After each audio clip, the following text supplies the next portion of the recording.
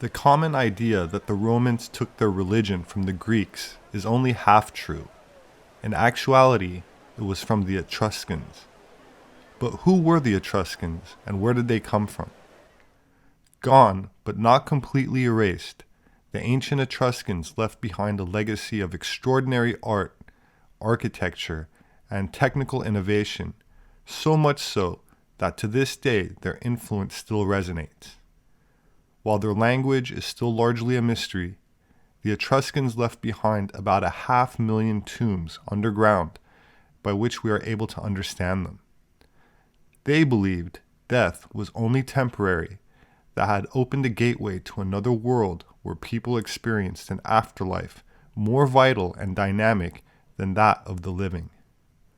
According to the English writer and poet D.H. Lawrence, quote, "Death to the Etruscans was a pleasant continuance of life, with jewels and wine and flutes playing for the dance. It was neither an ecstasy of bliss, a heaven, nor a purgatory of torment.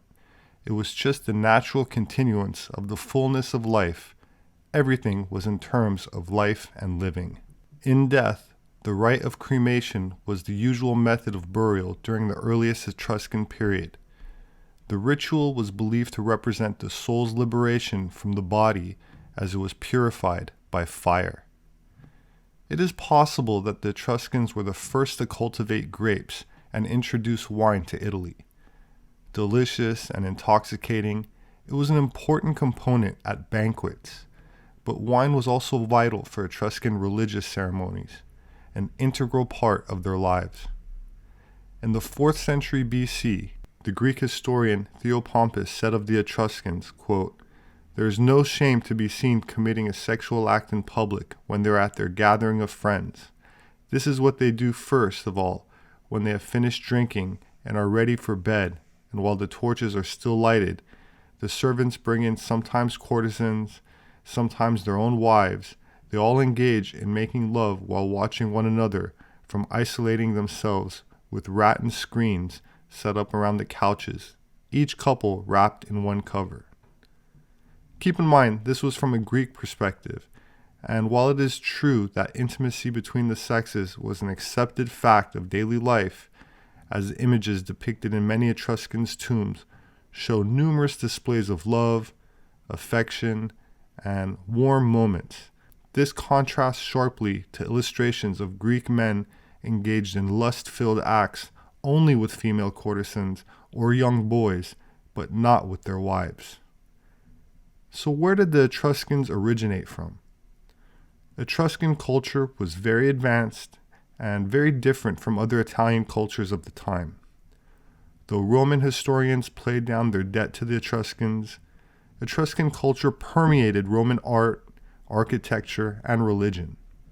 They were master metallurgists and skillful seafarers who for a time dominated much of the Mediterranean. Because Italians take pride in the Roman Empire and the Etruscan state that preceded it, asserting a foreign origin for the Etruscans has long been politically controversial in Italy.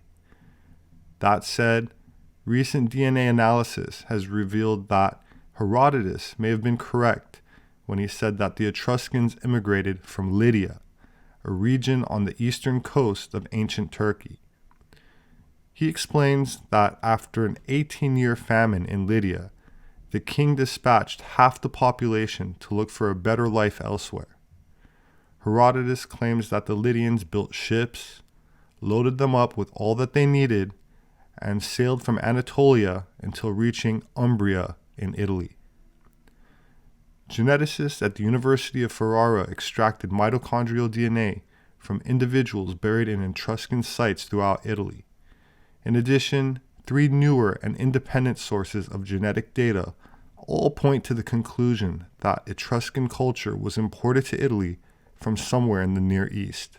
In Tuscany, part of the ancient Etruscan region of Etruria, the team found mitochondrial DNA lineages that occur nowhere else in Europe and are shared only with ancient Near Eastern people, as opposed to modern demographics that populate the region today, ancient Anatolians.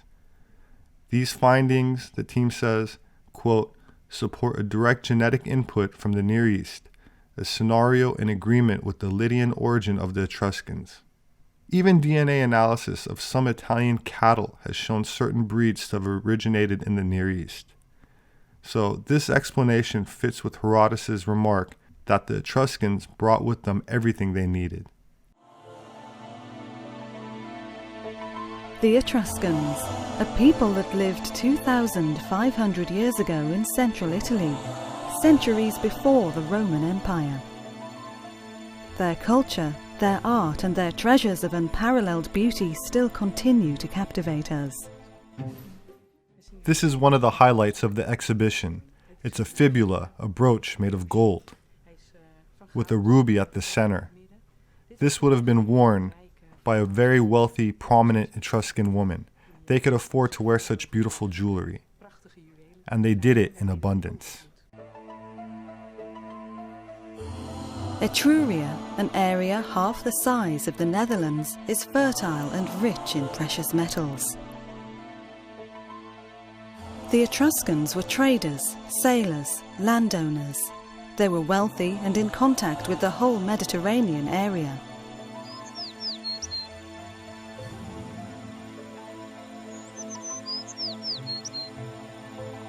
The Etruscan culture is strongly connected with the surrounding landscape. The Etruscans certainly have left their mark on the landscape. You can see their shrines, their necropolises, and the landscape that we associate with the Etruscans. It is very beautiful. This Tuscan and Umbrian countryside in which the Etruscans lived. The Etruscan cities were built on easily defendable hills of tough stone, still recognizable in today's landscape. Politically, Etruria was a collaboration between various city-states. Of their wooden houses, palaces, and temples, only the foundations and the roofs are left, but their ancient cemeteries can be found everywhere. The Etruscans lived in the area between Rome and Florence. When you travel through that area today, you still see the remains of the Etruscans. You see roads which were built by the Etruscans to go from one place to another. You can still walk on the road today. You can still see what they have left 2,500 years later. The famous necropolis of Cerveteri. In the oldest burial mounds, we can recognize the roof of a tent. Later graves mimic a home with a beamed ceiling. Yet later, we see on the outside and the inside Oriental-styled decorated graves with even carved beds. But what did the funeral of a wealthy Etruscan look like? We now think that the funeral was quite cheerful. When the deceased was placed in the tomb, it was accompanied by a meal, a feast. It was often the women who organized that. There was wine, drinking, roast meat, eating and drinking, maybe music and games. And then when the deceased was placed in the tomb, the entire inventory, the dishes, so to speak, were placed in the burial chamber.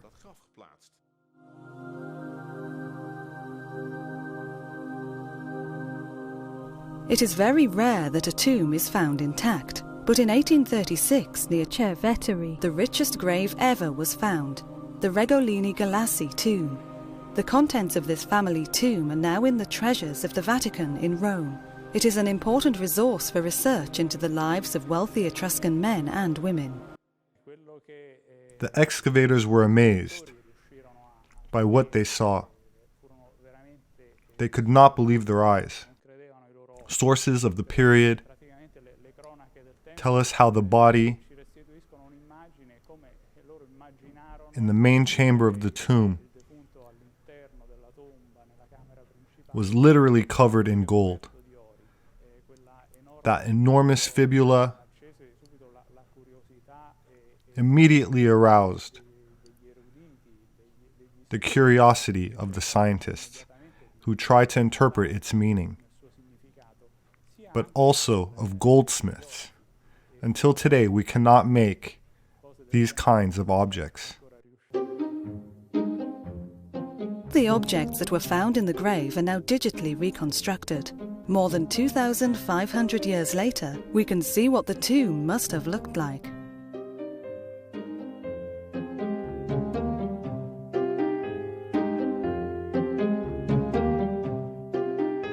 Near the town of Tarquinia, there is another famous necropolis. The burial mounds are gone, but underground we find burial chambers with vibrant and vulnerable murals. Here, the presence of Etruscans can easily be felt. We have dozens, if not hundreds, of tombs with paintings, beautiful documentation for the life and death of the Etruscans. But it's only a tiny percentage which is painted, about 2%. It was the happy few who could afford tomb paintings. One of the most striking differences between the Etruscans and other peoples, like the Romans and the Greek, is the relationship between men and women. The role of women in the Etruscan society was more important than elsewhere. If we consider the Greek culture, or even Rome, we can see radical differences. For instance, the fact that a woman could give her name to her son. From research, it has become more and more apparent that this is a specific element of Etruscan culture, which is in this sense very modern. Etruscan women took part in public life.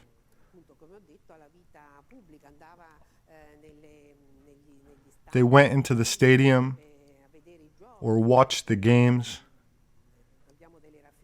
We have images that show them together with men, something which is very rare. With the Greek and the Romans.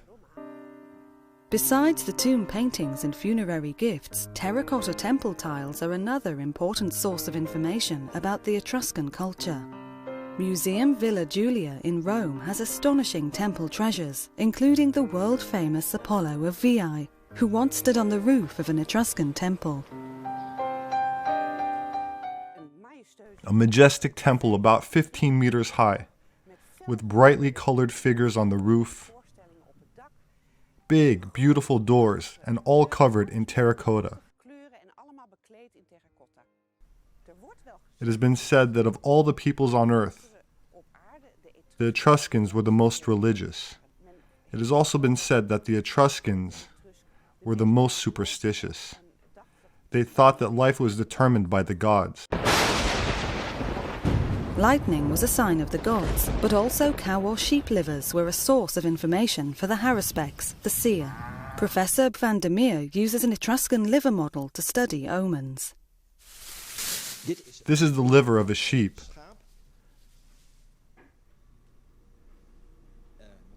With the large lobe and the small lobe, this is the head of the liver.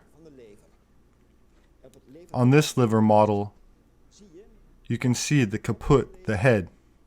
If there was a head on the liver, it was a good sign for the Etruscans.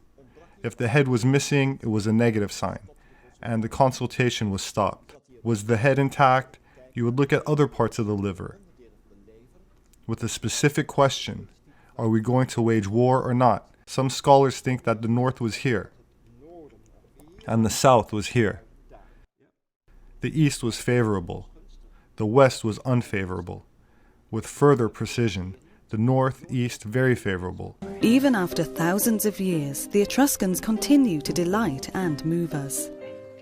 Last week I unpacked a statue which is part of the exhibition, and I was really touched by it.